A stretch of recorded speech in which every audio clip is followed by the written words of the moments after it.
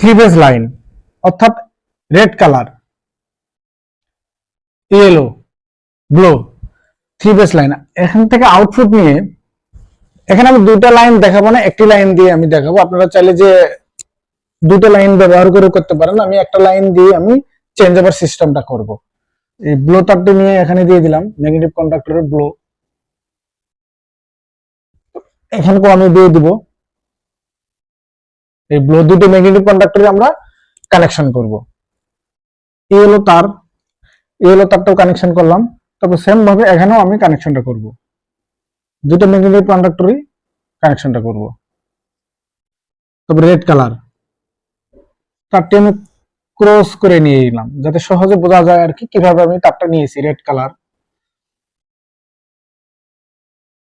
Red colour, তিনটি কালারের three base line আমি ম্যাগনেটিক কন্ডাক্টর ইনপুট কানেকশন করছি।